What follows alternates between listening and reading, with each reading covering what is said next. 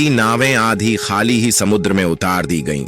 नियम लागू किया गया कि पहले औरतों और बच्चों को बचाया जाए। इस कारण कई पुरुष पीछे रह गए और देखते देखते अफरा तफरी मच गई। नमस्ते दोस्तों, अगर आप अद्भुत कहानियों की ऐसी ही शानदार वीडियो देखना चाहते हैं तो वीडियो को लाइक और चैनल को सब्सक्राइब करना ना भूलें। सन 20वीं शताब्दी की शुरुआत में समुद्री यात्रा का दौर अपने शिखर पर था और इंग्लैंड की व्हाइट स्टार लाइन कंपनी ने एक ऐसा जहाज बनाने का सपना देखा जो आकार में सबसे बड़ा, आराम और विलासिता में बेजोड़ और सुरक्षा में अभेद्य हो। इसी सपने ने जन्म दिया आरएमएस टाइटैनिक को, जिसका निर्माण 1909 से 1912 के बीच आयरलैंड के बेलफास्ट स्थित हारलैंड एंड वोल्फ शिपयार्ड में हुआ। और जब यह तैयार हुआ तो इसकी लंबाई 882 फीट, चौड़ाई 92 फीट, वजन 46,000 टन से अधिक और कुल 10 डेक थे। यह अपने समय का तकनीकी चमत्कार माना गया और इसमें 16 वाटर टाइट कंपार्टमेंट बनाए गए, जिनके बारे में दावा किया गया कि यदि इनमें से 4 भी पानी से भर जाए तो भी जहाज नहीं डूबेगा। इसी कारण इसे अडूबने वाला जहाज कहा जाने लगा।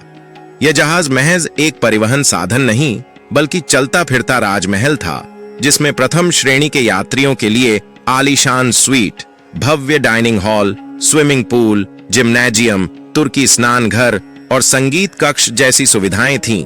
दूसरी श्रेणी के यात्रियों के लिए भी अच्छे कमरे और भोजन की व्यवस्था थी, जबकि तीसरी श्रेणी यानी प्रवासी वर्ग को साधारण लेकिन अपेक्षाकृत बेहतर सुविधाएं दी गईं।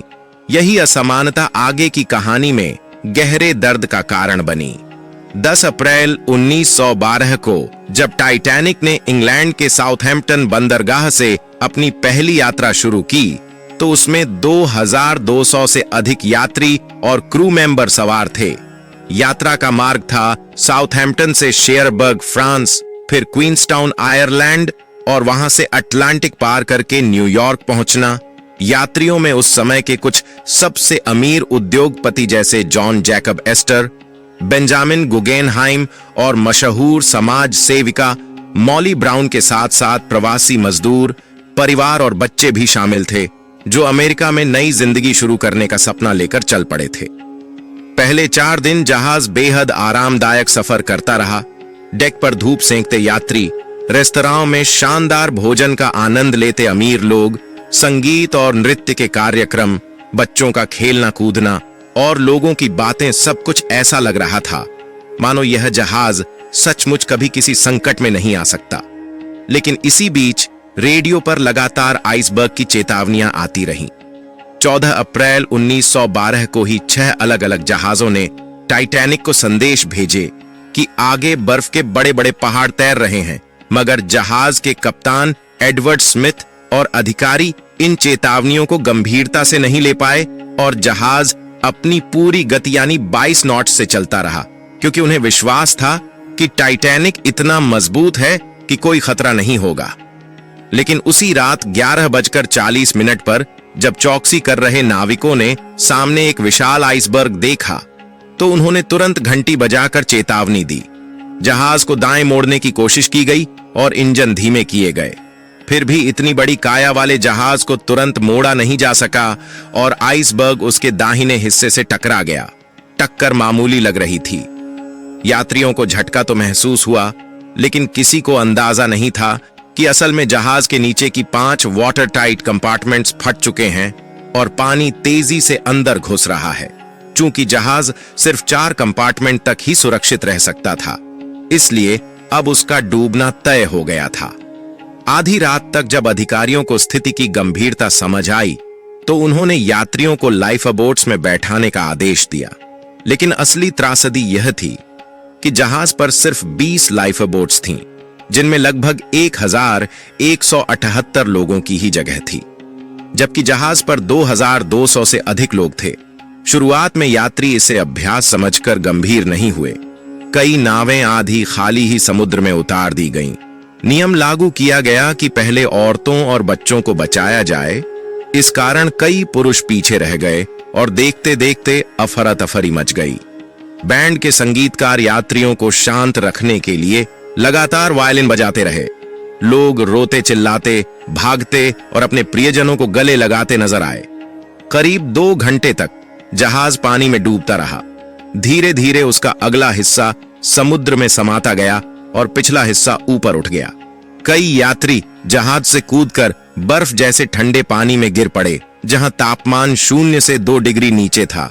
लोग कुछ ही मिनटों में बेहोश होकर मर गए और अंततः 15 अप्रैल की रात 2:20 पर टाइटैनिक बीच से टूटकर 2 हिस्सों में बंटा और पूरी तरह से अटलांटिक महासागर की गहराइयों में समा गया।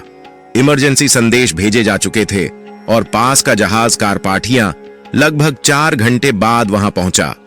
तब तक टाइटैनिक पूरी तरह गायब हो चुका था। कारपाथिया ने केवल 705 लोगों को जीवित बचाया, जबकि 1500 से अधिक लोग मौत का शिकार हो गए। यह समुद्री इतिहास की सबसे भीषण दुर्घटनाओं में से एक बन गई। सुबह जब सूर्य की रोशनी फैली तो समुद्र में बिखरे शव, तैरती लकड़ियां और खाली नावें इस हादसे की गवाही दे रही थीं। इसके बाद ब्रिटेन और अमेरिका दोनों में जांच आयोग बने, जिनमें पाया गया कि जहाज पर पर्याप्त लाइफबोट्स नहीं थीं। आइसबर्ग की चेतावनियों को नजरअंदाज किया गया और जहाज की गति कम नहीं की गई। इन निष्कर्षों ने समुद्री यात्रा के नियम बदल दिए। अंतरराष्ट्रीय समुद्री सुरक्षा कानूनों में संशोधन किया गया कि हर जहाज पर यात्रियों की संख्या के अनुपात में लाइफबोट्स होना अनिवार्य होगा। वायरलेस संचार प्रणाली 24 घंटे चालू रखी जाएगी और आइसबर्ग से बचाव के लिए नई निगरानी प्रणालियां विकसित की जाएंगी। दशकों तक टाइटैनिक का मलबा समुद्र की गहराई में दबा रहा। फिर 1985 में समुद्री वैज्ञानिक रॉबर्ट बैलार्ड ने इसे खोज निकाला। यह लगभग 12,500 फीट नीचे पड़ा था और उसके 2 टुकड़े अब भी वहां मौजूद हैं।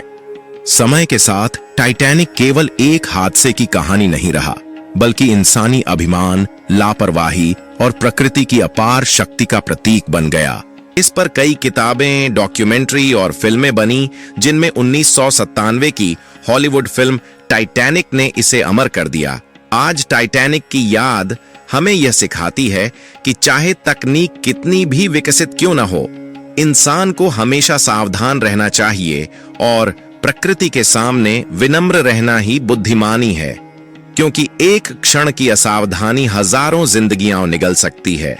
टाइटैनिक की यह कहानी हमेशा याद दिलाती है कि सपनों की ऊंचाइयां अगर लापरवाही और घमंड से जुड़ जाए तो उनका अंत विनाश में ही होता है।